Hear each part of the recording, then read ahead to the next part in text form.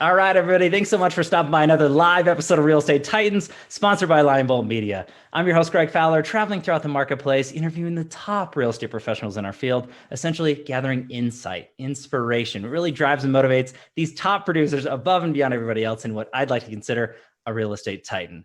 Now, this is an incredible episode. I am thrilled. I'm so honored. All the way from Massachusetts, none other than Tami Bonnell. Tami, it's an honor and a pleasure to have you. Thank you so much for taking the time. I'm so glad to be here. Thank you very much for inviting me. This is great. I can't wait. I know that there's so much buzz on this episode, and everybody out there in the Titan Nation just wants to dive deep into who you are, what drives and motivates you. And again, everything that you do in the real estate world and community and being the CEO of Exit Realty is absolutely incredible to me. So I can't wait. So let's just dive into the series of questions. The first one being, Tami, just kind of introducing yourself, who you are, where you're from, your path in your life to where you're at to today. Okay, hopefully without boring you to tears. Never. No, come on. I am a daughter of Irish immigrants, and so work ethic was always a big deal.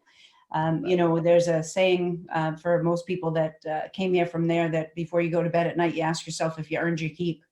And so I think that was a good atmosphere to grow up around. Mm-hmm. But I've always been really curious about people and what makes them tick and what makes some people just more successful than others, and not necessarily even in a financial way, but just that they really stand out. They seem to own it. They own the room, or they own the day, or they own specifically what they're doing. I actually spoke last week in Utah, and one of the administrators of an office, she owned the place. Wow. You could watch it from the sideline. She was in complete control. She knew the timing of absolutely everything. And that's just always fascinated me. But I'm very lucky. My parents both had a very strong work ethic, and they had 6 kids by the time they were 25. So wow. Love that. Lots of chaos going on at home, but all of us, because of our dad being an entrepreneur, all of us kind of had that entrepreneurial spirit. But I loved going anywhere with my dad, collecting rents on Saturday morning. He built like industrial parks, trucking terminals, those kind of things. And he would always talk to me about what was worth something and what wasn't. And I would beg to go to planning board meetings and watch him get something approved. And don't get me wrong, this wasn't a silver spoon kind of lifestyle. Right. My dad made it and lost it several times. So sometimes we had breakfast for dinner and sometimes we had steak for dinner, right? It just depended on how well things were going. He was a very big risk taker. Wow, and he didn't hesitate to take a risk and figured the worst thing that would happen and he'd have to do it all over again. And he would. So I think that was really, it's funny because most of the people that I know grew up in really safe surroundings, dinner at the same time, same monthly paycheck, same thing all the time. And my upbringing was exactly the opposite. We really didn't know where things were going to be, but they also had the outlook that everything would still just be fine. Right? Even if we didn't have enough money, even if we were to the back of the freezer, everything was just perfectly going to be fine. And I was lucky enough to learn a few things. First, from my dad, he was loyal to a fault. So he would have painters that worked for him and they would still be there even when he couldn't make payroll. Right?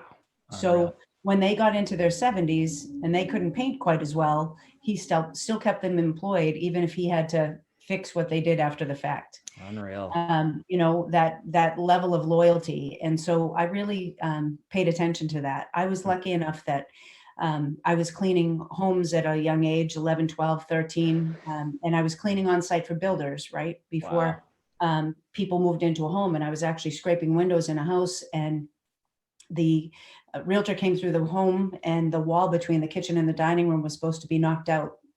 And it wasn't. And so yelling and screaming, and I'm in the window going, please make me invisible, scraping the window. I'm sitting outside and hoping for the best. And they left screaming and yelling and saying about everything you can possibly think of. Sure. And the builder put his fist through the wall. And so as he put his fist through the wall, I jumped through the window and said, I think you just broke your hand. And he told me to drive him to the hospital. I had lied about my age.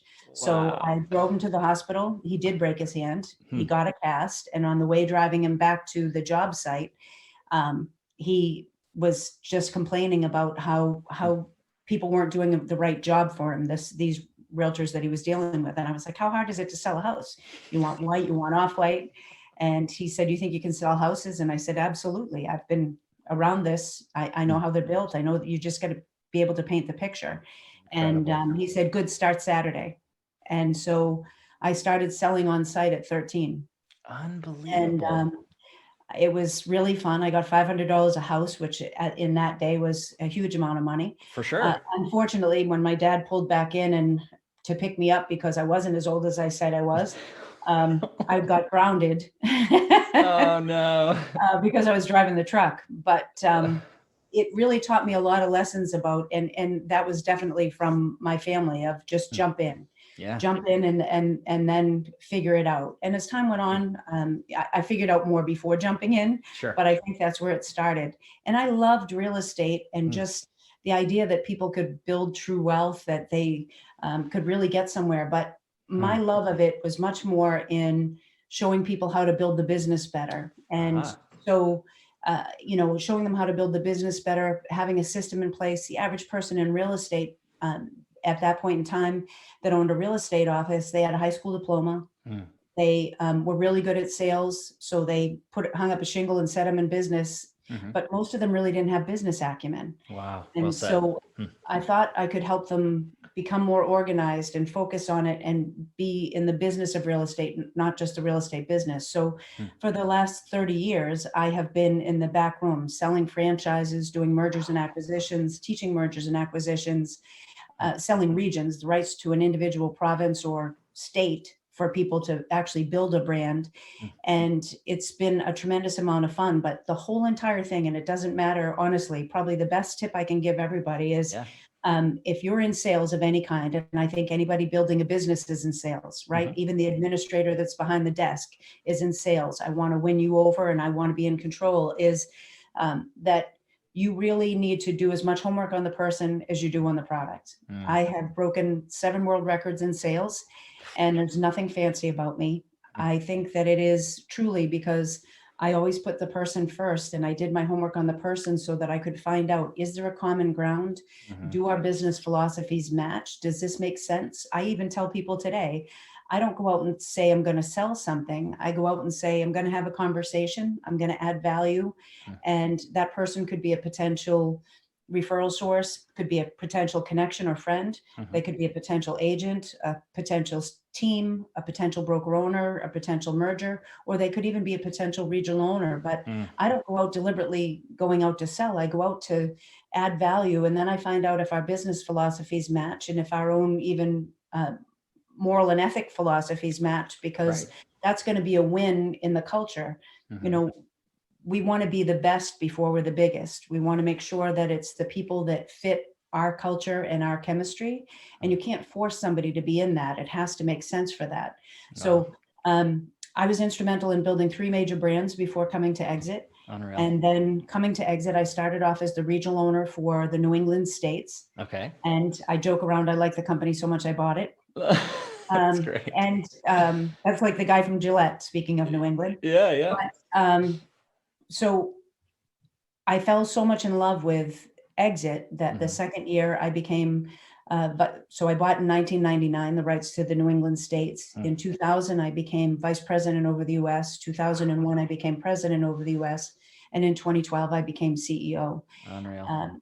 And every day, with every single one of those jobs, my number one job is showing people who they can become. Even if it's just turning their head 3 to 5 degrees and showing them something they didn't see in themselves, people become what we tell them they can be. And when you can really catch somebody doing something good, you find some lane that you just see, there's a spark there, it's different. And you can get them on that track. It's amazing what changes in the trajectory of their lives just by them being willing to pay attention. But the key is they've got to be willing, right? Wow. I mean, Tami, when you're talking about that, there's so much to connect with on so many different levels for everybody who's watching or listening. And I love going back to the beginning, your upbringing of representation through entrepreneurialism and work ethic and really just understanding the time frames and taking chances and or risks that are calculated. I absolutely love that level of inspiration starting at such a young age. and then really just carrying that throughout the years of you being involved into real estate and building businesses and being a part of Exit, and the mutual acquaintances that we have and the conversations that I've had directly with them about you, just absolutely incredible. I mean, your brand and representation for the entirety or totality of the company is just impeccable. And I'm feeling the energy and what's going on right now. I know that everybody who's watching and listening is like, wow, Tami, this is awesome. I get why people enjoy being around you and love it, and it's gravitated towards it, but it's the self-serving nature into my mind. And I know that you've done so many different interviews and different videos and out to the world, but there was one in particular, and I wish I made a note of the specific one. It was a short video, but it had something to do with along the same lines of what you were saying, but it's not about you. It's about everybody else that's around you and growth and really helping that success. And I just hear that time and time again. Not everybody lives it, but I know you do. I can feel it. It's just there. And everybody that I know that speaks of you and Exit is there, and incredible. I want to talk a little bit about Exit though, because I think that's important. You've done so much, and there was a reason why you got involved. And I would love to hear your perspective as to, because Tami, and this is my humble opinion, you could be the CEO of any company. I mean, you are that type of person that literally you could take something and make it great and better and the sum of all parts. But there was a reason why you got involved with Exit specifically, and why you're doing what you're doing. So what's your perspective? Why do you love it? Well, for anybody who doesn't know, what Exit is about, I mean, that sort of thing. I would love to hear it from you. Well, I'm going to share a story with you, but it'll start with one thing. Yeah. Number one, this company, it was built on human potential. And I've never witnessed that before. Real estate can be a very ego-driven business. And a lot of times it's about, what's that split and what's this and what's that. And don't get me wrong, you have the ability to make literally more than 100% being part of Exit, because we have a residual formula. So money's not a question, but it really is built for people that want to help others, that want to, a group of professionals dedicated to providing a quality of life for their agents and the communities they serve. So it's serving the community, serving the agent, serving the broker, making sure that we are good corporate citizens. And that is absolutely what resonated with me. But I'll tell you the best story I possibly can. Yes. During the recession, and by the way, every person in leadership in our company got the job because they were already doing the job before they got the job, which to me is just so valuable. It isn't sending out a ton of resumes and picking that person. And it's a privately held company, so nobody's getting a golden parachute. We're really all in our lane, focused together, allowing the other person to do what they do best, so that we are just all cogs in a well-oiled machine, right? Wow, beautiful. But during the recession, the worst recession since the Depression, in 2010, we were a very young company. We didn't come into the United States until 1999. So the majority of the regions that we sold, their offices were getting established in 2004, 5, 6, 7, right before everything hit, right? And took a nosedive. And in 2010, our company originated in Canada. The chief operating officer, Erica Gillio, called myself and our founder and chairman, Steve Morris, and we were this was 2010, we were in New Brunswick. We were at an event that we were speaking at, and she asked us to go someplace private. We went down this long hallway in this hotel where we were speaking, and we sat down, and she said, "We're going to run out of money." And I said, "I don't even understand how this could happen." And what happened was, in Canada, they have the best banking system in the world. People put 30% down on average for a home, where they put on average 6% down in the United States. Wow, so they're walking away from a lot more, right, if they don't pay their mortgage payment. So there's a seriousness, but their banking system is phenomenal. And so they don't have short sales and foreclosures, and they don't see what we have witnessed during the recession. And so every deal that they saw on the books, they thought was going to come together and close. And obviously that wasn't true in the United States. And the United States is 10 times the population. And amazingly enough, Erica, myself, and Steve, exactly at the same time, all of us said, "All right, who are we as a company?" And we said, we're a company that was built on human potential. And so human beings are too valuable. We're not going to lay anybody off. Wow. And so that meant we had to literally outsell and outthink our way out of the recession. And the only people that took a hit in pay were the people in leadership, because we're responsible. Wow. We didn't lay people off in droves and make a phone call to 150 to 300 people. We didn't, send a broadcast email to that many people. We didn't let anybody go. Wow. And we actually outsold and outthought our way out of the recession. And what happened is that created trust. People don't grow unless they're in an environment that they trust. And we want them to be in an environment where they feel like they can grow and flourish beyond belief. So what happened during that is it created this amazing trust. And so when the pandemic hit last March, I was on my last flight, March 13th, the last flight out of Rochester, New York. Wow. I wasn't sure if I was going to rent a car and hope for the best, or if I was going to be able to get on a plane. But once we were sheltered in place, within 48 hours, we had the same conversation. All right, who are we as a company? And only the people in leadership took a hit in pay, because we didn't know where things were going to go. Right. But within 48 hours, we launched a stimulus package worth in excess of $50 million to our people. Unreal. And so all the trainers, our corporate and international trainers, raised their hand and said, how can I help? The person answering the phone said, how can I help? Everybody in our entire corporate headquarters said, count me in, because they felt trust because of what we did during the recession.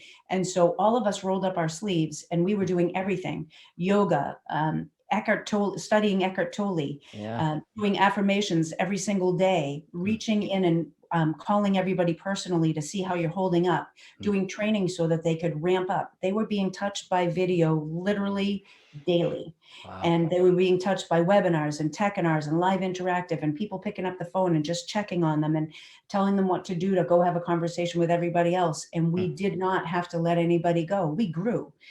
I sold 11 regions last year during the pandemic, 2 more so far this year. We put in 47 franchises last year. We've already put in 19 this year. We grew in agent count, transaction count, but I can tell you, it has nothing to do with us. It has everything to do with the fact that we've attracted these great people that are in a position that they feel trust, so they're willing to grow.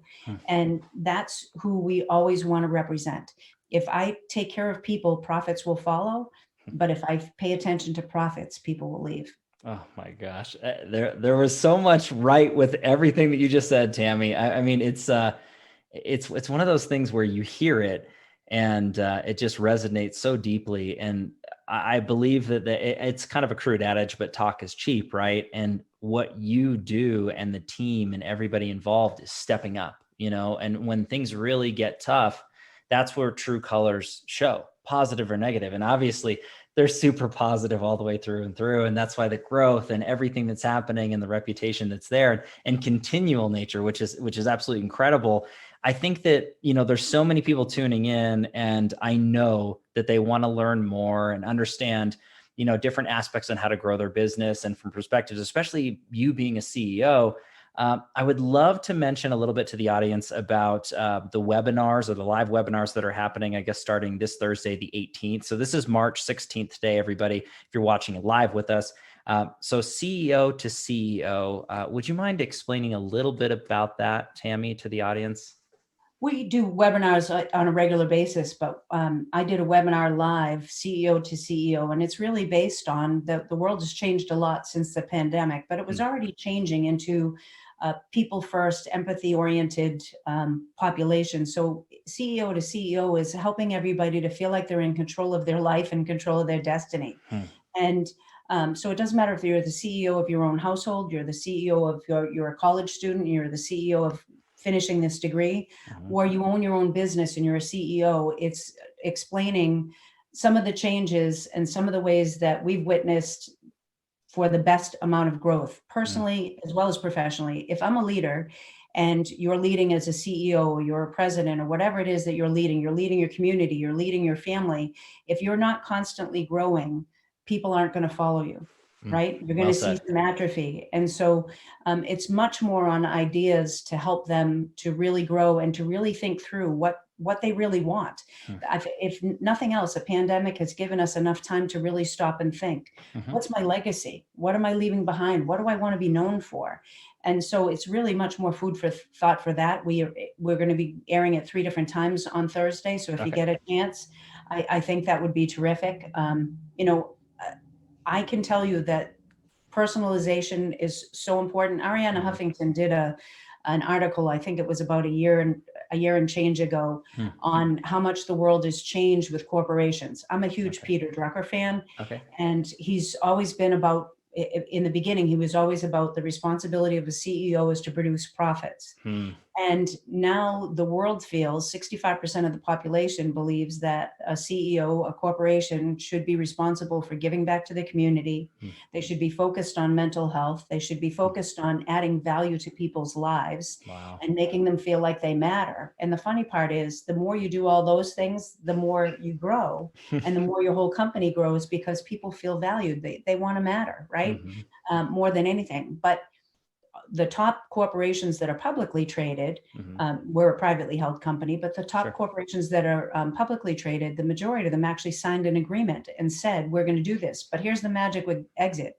We did it the day we started.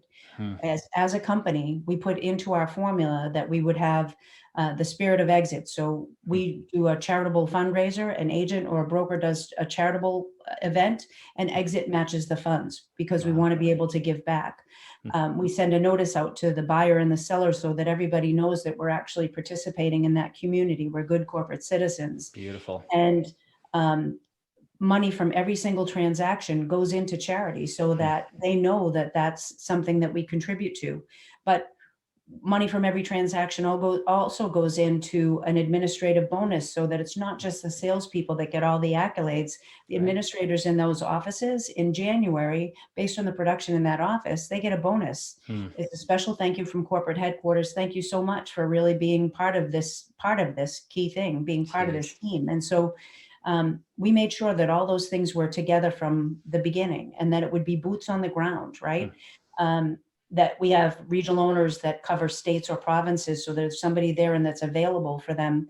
Our administrative staff at corporate headquarters, we have franchise and agent support, and they're available from 8 a.m. to 6 p.m. Monday through Friday, and you can call, text, or chat, but you get a real person. Wow. You're not getting a ticket, you're getting a real person, so that somebody can help you where you are right now. And that was all started with the intent in the very beginning that if we could really help develop good people that would add value to their communities, it would make a huge difference, but we could really build a great business. We also think about the agent, because we have an opportunity for residual income, but I'm not here to do an infomercial. It's really just seeing that there's a difference. And what you want to do in anything that you're doing in your life is find something that fits who you are, right? You're going to succeed in an environment that brings the most and the best out of you. Yeah, but you're absolutely right though, Tami, and I appreciate you were saying you're not looking at it from an infomercial standpoint. The people that are resonating with your message, and I know there's a ton right now that are literally watching or listening. They're saying, "Wow, that's so powerful and inspiring," and they might not be feeling the love or the support or the people before the profits, as you mentioned, and it's unfortunate, but just to everybody out there, there are options. And I'd encourage everybody to reach out directly to Tami and Exit to really understand what your options are, and at least have an open and honest conversation that way. That's just coming from me. And Tami and I didn't talk about that at all. That's just my honest opinion. I think that what you're doing and what the organization provides for everybody is through the moon. It's just incredible stuff. And really setting that higher standard of the bar for what really should be, in my opinion, is the real estate. And, when we're talking about these different things, and I would encourage everybody to get involved in the webinar that's going on Thursday. So the best way to get a hold of that is on the main Facebook page. Is that right, Tami? ExitRealty.com or the Exit Facebook page, Exit Realty Corp International. I will have links in the comments down below so that everybody who's watching or listening, please tune in. That's an incredible wealth of knowledge and information into there for sure. So Tami, I do want to go into kind of the last question, I guess. And, because we've talked about so much incredible stuff, and I've really felt like I got to get to know you, which is incredible. But I want to share a little bit of perspective or knowledge base, however you want to go about it, because I know there's so many different knowledge drawers that you can pull open and share with the audience. But I guess if you could look back at your career thus far and pick or choose one or two things that you added to your business or implemented that you really saw growth, you saw change, something allotted into that everybody could learn from. What's that look like for you? I'm going to give you a couple of things. Love And it. one is that, and right when I started doing this, everything changed. My income multiplied, but my relationships grew. They got stronger and tighter. And, there's a really big difference between happiness and fulfillment. And it changed with two things. One, every month I work on my business, not in it. So I put together an action plan. I bring my blueprint to life, right? So I book off 4 hours the middle of every month, and I plan in advance over the next 6 weeks. How can I maximize on every single event that I'm going to participate in? Who's coming? How can I add value to their life? What's important to them? What homework do I need to do ahead of time so that I'm prepared, and so that we really have a great strategy and we take it to the next level? I can maximize my time. I can maximize what I'm spending money on. I can maximize if I'm investing in any type of marketing. I know what I'm going to get for return on investment. Who should I be inviting? What should I be learning? What should I be paying attention to? What podcast should I be listening to? Right. All of the things, so that when I walk through that door, I'm prepared, and that I'm really prepared for everything. And I said it a little bit earlier, but do as much homework on the person as you do on the product while you're in there. Find out what's really important to them, where their values are. You might make a connection that will make all the difference in the world. So booking off 4 hours to work on your life, but make it a life plan, not just a business plan. You don't want to have an unbelievable successful career and find out that everybody in your family hates you because you haven't been spending any time. Right. And I've witnessed that a lot, that people just get so carried away and it's time to make the donuts and they're running around in circles. If I can maximize and see that it's somebody's birthday next Friday, or that there's an event coming up that's really important to them, and I can really, okay, what should I be doing about that? What should I be doing to be prepared? How can I make that magical? How can I make it a wow experience for them? We're definitely in the experience economy. So that action plan really makes a huge difference, that it brings my whole entire blueprint of my life to life. That's awesome. The second thing is always have, regardless of the business you're in, if you're in the mortgage business, you're in the real estate business, you're a developer, you're a contractor, find a dozen people that work on your business, not in it. So for real estate, appraisers, home inspectors, coaches, mortgage companies, title companies, people that have a good reputation and do what you do, work on that, some side of that business, but not specifically your piece. They're not in competition with you. Share with them what your dreams are, what your goals are, and find out what's really important to them. Help them achieve their goals. Always add value to their life first. Google them, friend them on Facebook, connect with them on LinkedIn, find out what's really important, connect with them every 4 to 6 weeks. Find out, okay, tell me all the changes that are happening in the mortgage business. Maybe that makes me help get a couple of first-time home buyers off the shelf that I can finally find a solution for. Or there's an unusual property and I just found a solution, right?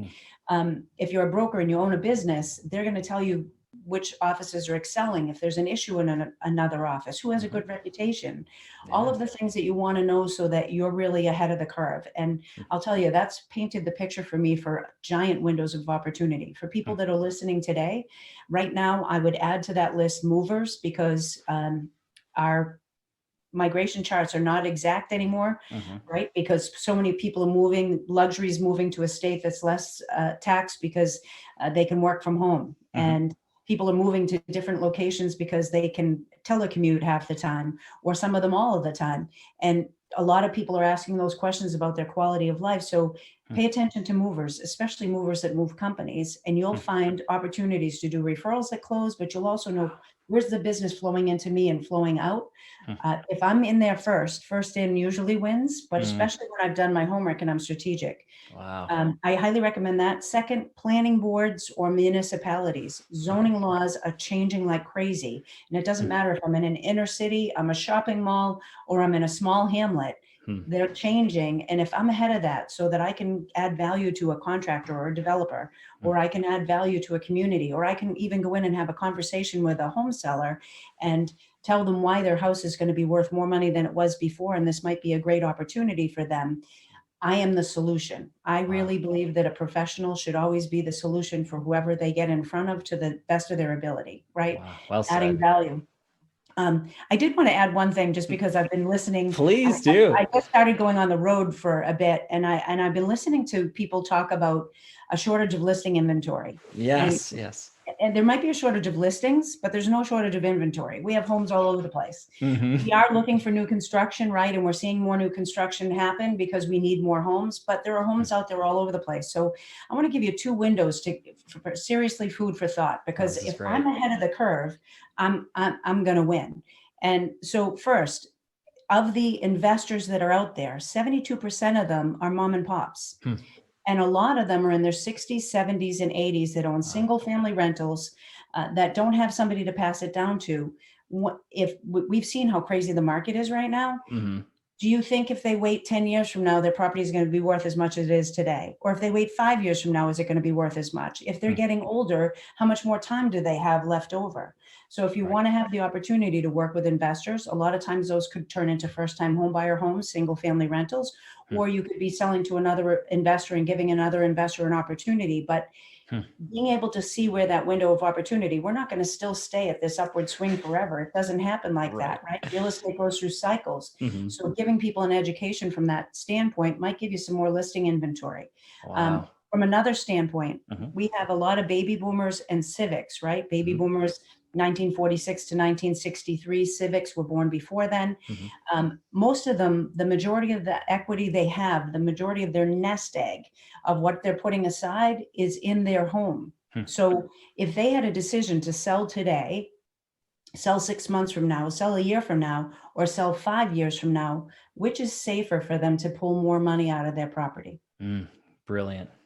And so we have all the data, right? We get all the data. So we have the information. We know how much they owe on their property. We probably have a guesstimate of what their age range is. And if I have a conversation, so it's a serious conversation, if this is half of what you're going to retire with, or 3/4 of what you're going to retire with, what do you want to end up with at the end of the day? My job is just to provide that added value and that information. But I'm telling you, if you have a shortage of listing inventory, those are the first 2 places I'd go. Oh my gosh, Tami, I feel blown away with this one question here. I honestly feel that question and all the advice that you gave was an episode just by itself. It was awesome. So that was super great stuff. And I know that everybody was feverishly taking notes, but the great thing about it is you can pause this, rewind it, or better yet, you can reach directly out to Tami. I encourage everybody out there to follow every social media outlet that you possibly can and really engage with the content that Tami and Exit are putting out there, because it's absolutely incredible. This is just a taste, which is absolutely just incredible all the way through and through, Tami. But yeah, was there anything else you wanted to add to that? But I didn't mean to cut you off, but I just thought it was incredible, everything that you were mentioning. No, I think that efficient is doing things right. Effective is doing the right things. So the more effective I am by doing an action plan, by specifically being strategic when I get in front of people and having that deliberate intent, the more successful I'm going to be. And so I can't thank you enough for having the bravery to start a podcast early on before other people did. And I really can't recommend enough people paying attention to podcasts, whether they're watching or listening. People that do it steadily on a regular basis make over $250,000 a year. So, it's kind of like people that read on a regular basis in their lifetime make 9 times as much income as people that don't. Well, that would be the only sentence I'd need, right? Okay, then I'm going to read more. I'm going to listen to more podcasts. Give me those books to keep me to grow, right? Yes. And I love that you mentioned that, because it's that thought process of, earners are learners, right? And leaders are readers, and all the different things that are mentioned into there. But I mean, there's so many different ways to consume it. And you mentioned, if you're listening to it, or if you're watching it, or if you're, going to a digital convention, or when things get back to the way they are, physical conventions, right? And meeting people and having those masterminds. And I think that constantly learning and growing, as you said, is a beautiful message, Tami. And what's great about that is you're a true practitioner. You do it every day. You don't just say it, you do it. And, I love that. It's just incredible. Thank you. I really appreciate that. And I know this means I'm not stopping talking, and I apologize. You're good. But you know what? There's a great book, and it's called Humans Are Underrated. And it talks about technology. And it talks about the technology actually eliminating empathy from our children's lives so that they can't even read the emotion of the people that are in front of them. And that technology is supposed to be a tool. Technology is supposed to be a tool for all of us. It's supposed to be so that I can connect with you better and easier. I can make it more efficient, more effective. Yeah. But it's not to replace a human relationship. It's not to replace a human connection. It's not to replace a hug. A virtual hug is not the same. It is not. And a virtual connection is not the same. It's a great way to say, yes, I'm interested. I want to find out more about that person. I want to make a connection. But it's always about the human behind that transaction. It's always about the human behind that device. And, look, I play with Acorns and Robinhood, right? Apps that you can invest money. Yep. And so I'm waiting in an airport and I can blow $50 and hopefully I'm ahead of the game when I do it. But I'm not going to put my estate in Acorns. Right. Right? Sure. I got I'm you. not going to put my livelihood in Acorns. And the same thing, you shouldn't be putting your life in Facebook. It should be something that you're using for a period of time. You're getting the most and the best out of it. You're enjoying engagement. You're connecting. And then you've got to know when you're supposed to take it offline too. 100%. And I think that anybody who's in here who's true practitioner of the craft of real estate or entrepreneurial, it is people. It doesn't matter what business it is, and it's the physicality of that nature. And I would echo what you said. Utilize the tools that are available, start the conversation, build a brand, have that initial thought process, but bring it to life, bring it to the physicality, and really get to know, like, and trust each other, because that's who we work with. And I love that thought process. And Tami, I mean, I know that we could go on and on just on that one level of advice. And I want to let everybody know that there's so much more, but yeah, maybe episode 2.0 when it comes down to it, Tami. I'd be honored to have you back on again, but I can't thank you enough for taking the time, Tami. I know you're super busy, and it's just such a pleasure just to get to know you this way and chat and share our conversation with the Titan Nation. So thank you so much. For the bottom of my heart, appreciate you. Thank you very much. It was a pleasure. This is great. And I do have to make it official. I have to dub you are an official real estate Titan. So you can wear that honor and badge proudly, Tami, anywhere you go. There's no trophies. There's no certificates. I guess it's just in your heart and your head. You're a Titan officially. It's there. But everybody, I want to thank you as always for your time and attention, your love and support. If you like hear what we're doing with Real Estate Titans, don't forget to like and subscribe. You know what to do at this point. Do need to give our sponsor a quick shout out, Lion Bolt Media. If you are in real estate and you're looking to grow and scale your digital business and bringing that, as Tami and I were discussing, to the physical world to close more transactions and help more families in your community, visit lionboltmedia.com for more information. We are live here every Tuesday afternoon with a different Titan and a different location. We'll catch everybody in the next live episode of Real Estate Titans. Take care. Thanks, Tami. Thank you. Bye. Bye.